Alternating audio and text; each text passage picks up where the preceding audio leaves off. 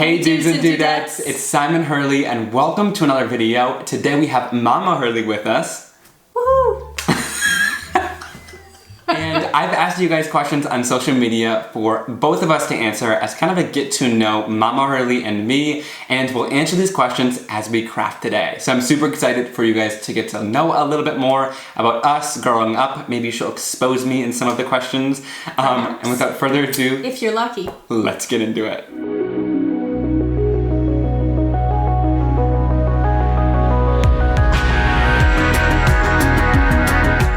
Alright, so we've chosen 3 colors here first, and we're going to be doing a little bit of ink smooshing as we answer the first question. So the first one is, did the new house have to have a craft space to be considered? We're moving into a new house. We actually have already settled in there, and we come back here to film every once in a while. But this is an important question. We were looking for a house with a craft room. However, we ended up purchasing a house that didn't have a craft room, but there is a unfinished portion of our basement that we're going to turn into a craft room. So there's a big portion downstairs where we're going to be turning it into like a bedroom slash craft room. So that's why you haven't gotten a ton of videos showing that new craft room yet. I know lots of you guys have been wanting content, and I promise you guys, as we're creating it, I definitely will film the process and film some videos in there as we create the craft space. Where's my ink? I'm sure many of your listeners have this problem too. So tell me what I did wrong. Instead of laughing at me. You need to add lots of pressure down to the surface to get really bright and saturated colors. Okay, we're gonna try that again. Lots of pressure. And you know what? Maybe a little less water. I heard you adding a lot of water too, which dilutes the color a lot. Okay, so I'm just trying to model some of the issues you might have at home. I think this segues into a really good next question, and this is one that we get a lot. Who started card making first? Him. So, everyone always asks if she got me into card making, and that was what a lot of people thought right from the very But it is evident it's not me. That it is not her who started card making. However, I have been teaching her how to make cards and stuff like that in some of the videos you guys have seen, and she is into some of the design process and stuff like that behind the scenes. But we always say that I think she kind of got me started into crafting because she was a teacher. And so when we were really little, we were always doing different crafts and things like that. And so that kind of got me into crafting or maybe being creative, but it was me who started card making in the beginning. Can I use some of yours? You're trying to steal credit now? Yeah. Oh, that's nicer. It's like copying homework. It is like copying homework, which I would never do. Love that. I'm liking mine, actually. Okay. Alright, so now we're getting into a little bit of ink blending, and let's start our backgrounds here. And one of the questions was there a moment in this whole kind of card making journey, creating videos and things like that, that you realized that like what I was doing paid off, or that there was like a really good audience behind it? That's a good question. You remember where you started in our house, in the basement. Yes, I was in the basement. We had a little craft room down there, and I actually liked it, but the dishwasher had overflowed, which was good for me because then I got to move upstairs. Yeah, kind of ruined all your paper at that point, but it was good for you because then you did, and your brother went off to college, so we overtook a bedroom. You were crafting quite a bit, but I do recall the moment that you let us know that you got notified. I don't know if it was via email or text or DM from Scrapbook.com wanting you to come out and film. Yeah, so we actually got the email at like a family party, and I was going around and I was like, wait, is this real? I showed it to my dad, I think, first, and then to you, and probably to one of my brothers too. And we were just like kind of wondering if it was even really a legit thing. It was a weird offer because I had maybe 2,000 subscribers and wasn't really super popular, and so I didn't really think that somebody could reach out to me and, you know, offer me a deal like that. Yeah, that was kind of interesting, but we did end up talking to them, and you were very young at the time. I think you were 14. Yeah. You and I flew out there and to Phoenix, and you filmed your first class. So yeah, I think that was probably like a, wow, this isn't just crafting in the basement. And it was the best decision we ever made to answer an email that we thought might be spam, because then we got to fly out to Scrapbook.com. I remember we had so much fun kind of traveling out there, and we filmed filmed the class together. Scrapbook.com has a lot of awesome people there, and we kind of fell in love with the company too. And then we went back and I think we have 4 classes there now, so it's awesome, and the relationship we built with them is really great too. Yeah, so I think that was one of them. And then you did also go out to Creativation. And so I was demoing at a booth at Creativation, and I think even at that moment, you and Dad were kind of standing in awe of like, wow, can actually be like a thing. And they had never really seen me like demo like that in person either, and it was my first time demoing too. And so I think that was a really cool moment as well, where it was like, wow, this could maybe be a thing. Yeah, and I remember the owners of Tonic just pulling us aside, like, wow, he's pretty good at this, and kind of a natural. Yeah, it was kind of crazy. So it was crazy. So it was a neat experience to be at Creativation. Almost, your dad and I almost like following you around. We should have just had Simon's mom, Simon's dad, because everybody knew you. Yeah, it was super cool because I think I've been welcomed from such a young age, and now I kind of grew up in this industry, so it was really cool to go to my first trade show. And one of the questions on here is like, what was it like to meet all the people for the first time at Creativation? And for me, it was really awesome because I remember like 4 years ago, before my first trip to Creativation, I was very young. We were at our aunt's in California, and I was sitting on the floor watching like videos of Tim Holtz and different people demoing at Creativation, and wanted that to one day be me and one day kind of meet those people, but never in a million years did I ever dream of that, or like think that that could happen. And so it was really crazy to go there and see all these people in person, watch them demo live and meet all of them, and then also do it myself too, which was insane. Yeah, look how beautiful this is. I love that. So better this time. I'm gonna go in and blend on top of this and make it a little bit darker with the same colors. You could go in with those same colors without adding any more ink, and then just lightly blend over top of it to kind of soften out the background a little bit and add color all over the place. Okay, one of the questions more from me was, how did I get noticed by Ranger? And this is a really good question. If you guys don't know or haven't been following me before this video, I have a product line with Ranger called Simon Hurley Create. And it's a line of stamps and stencils and background stamps and inks, cardstocks, and things like that. We kind of wanted to create a really awesome card making line that would kind of fill in some of the gaps that I noticed in the industry. And the way that I got connected with Ranger is kind of funny. I actually had been working with them on some videos. They had sent me a couple different products to share in my videos before that. And so I kind of had a contact at Ranger. And then one day I had just reached out. I had a product idea. And I remember talking to you about the product that we wanted to create. Unfortunately, it hasn't hit the market yet because it is very difficult to create, but you know, who knows in the future. Still a dream, right? And so we reached out to them about that idea, and then they had offered me the position to be a signature designer with them, which is really cool. I think one of the things that they told me was, you know, no is the worst thing that people could say, which is a really great tip. So if you want to do something or work with somebody, definitely reach out, because I got a lot of no's before I got any yeses in this industry. I really like what you told me to do, because I like your suggestion and the advice you gave. Yeah, it kind of like softens that background up a little bit more, and then for this one, when you add that darker color on top, it kind of darkens it in those stenciled areas, so it's almost like a reverse technique. I think I have 1 or 2 more to go. We're watching Umbrella Academy. Yes, we are watching Umbrella Academy. Very good show, would highly recommend. Oh, it's kind of creepy, but it's, you know, I live with teenage boys. Okay, so now we're going to do some blending and then stamping on top to lift up the ink with water. So let's get started on our backgrounds, and I think the next good question is kind of relating to Simon Hurley Create, since we just talked about it. A lot of people want to know what your role is in Simon Hurley Create.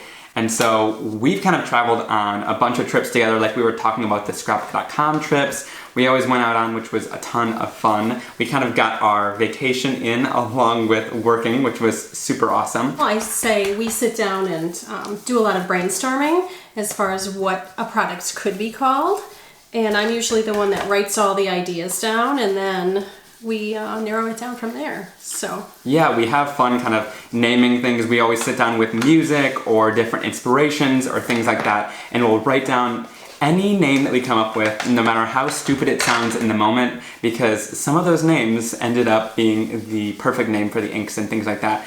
I remember going into the meeting the next day after coming up with these weird names for the ink pads, but they were kind of funny, made us smile and laugh for sure. And I remember, thinking that they were going to reject these. I remember telling you, before we sent them over, I was like, they're going to say no to these, but let's send them in anyway. And it was the worst thing that they could say is no. So, right.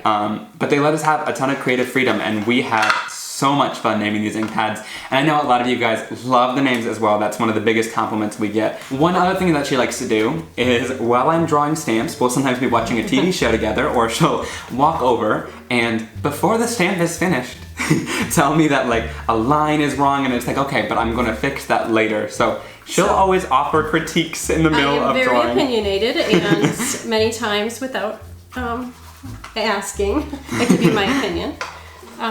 But you do take it to heart too. Yes, most of it is actually very helpful advice. Some of it is not so much. I remember I was drawing it's the snowman stamp set that just came out for the Christmas release. Which I believe should be back in stock by now. So I'll have that link down below. I know it's been out for a little while, so if you guys want it, there's links down below to the Christmas release. I remember I drew like the guy and girl snowman and their hair, and you did not like their hair at all. So I was like, okay, let's try changing their hair. So I gave it like different kinds of hair on there. I loved it, but I just wanted to change it because usually if someone says something doesn't look right, I kind of want to work with it. So I remember drawing a whole new set of hair. I erased the first one, and then she goes, well, I actually liked the first hair better. Like, now I prefer that one. And I was like, oh my God. And you don't always save the original. No. I didn't save the original. So then I had to go back in and draw the first hair, which, by the way, took me a long time. I also do all the books. I do all the book work and all that type of thing, so. Yes, which is very helpful. Yeah, and all the taxes and that type of thing.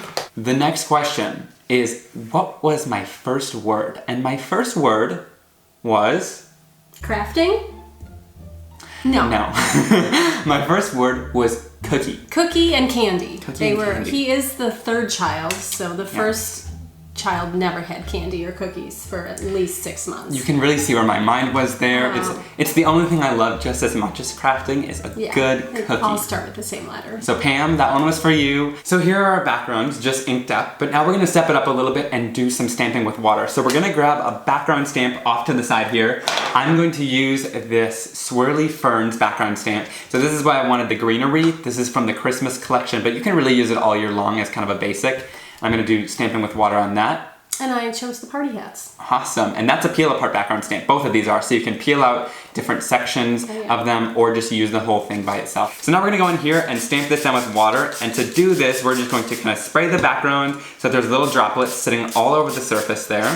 So am I. So we're just going to place this down, give it some good pressure, and then we can lift it off the background. And there, you can see that it kind of bleeds on there. Pretty. Right, so my inks react with water, so it'll kind of lift off some of that color and give a really cool reacting effect. Drum roll, effect. Please. Oh, I love it. Oh, nice. So you get some really cool lifted backgrounds with this. The next question is, what is your favorite ink pad color from Simon Hurley Create? Well, that is easy. It's Prom Queen. There was one ink pad that she chose for the Mother's Day release, and so this color she chose all by herself.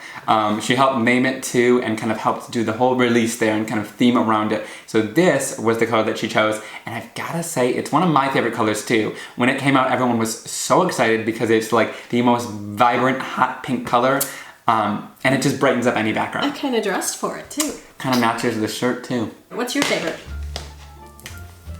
Put me on the spot here. I'm thinking I know what your favorite is. What's my favorite? Psych.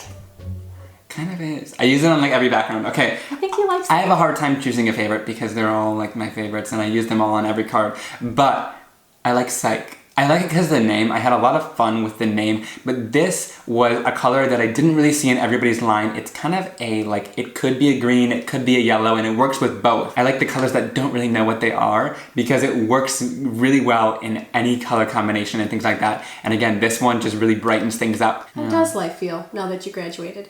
Actually, today was the first day of school in this area. Yeah. You were going to school, so. It's weird to be working all day now, but I actually really like it because we were talking about this the other day. If I did school without all of this, just by itself, I think it would have been a lot easier. But I was doing school on top of this, so I would like come home, I would do all my video stuff, and then at like 12 o'clock at night, I would start on my homework, and then I would finish it at like 1 or 2.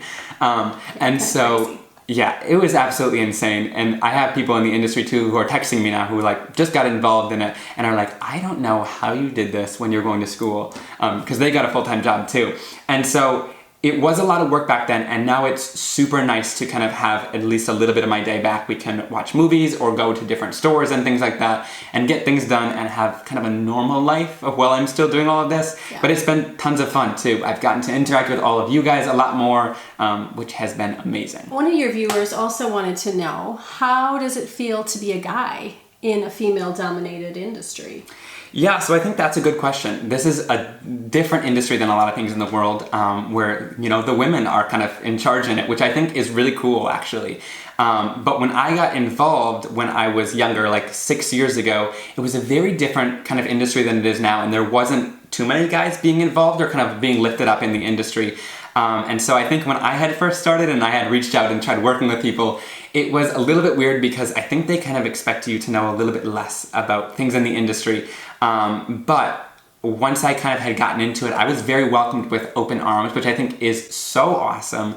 And now even with Jeff Lindbergh and the whole Dudes Craft 2 thing, and what I've kind of done to make different stamp sets and things like that for guys in the industry, has been super awesome and uplifting, and it's been great to see lots of different guys in Facebook groups and on Instagram and on videos sharing a lot more, and in the crafting industry a lot more. So I think, you know, now more than ever there's a lot more inclusion in this industry, but I think it is so cool that it is kind of female dominated because not many industries are. So lots of the businesses in this industry are female owned, which I think is so cool as well. Alright guys, I hope you really enjoyed today's video. I had a lot of fun sitting down and chatting with my mom and answering some questions for you guys to get to know us a little bit better as well.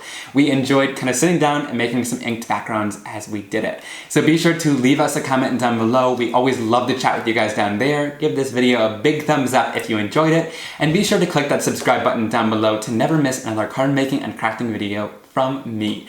Alright guys, we'll see you very, very soon for another card making video. Have a wonderful day. Bye. Bye.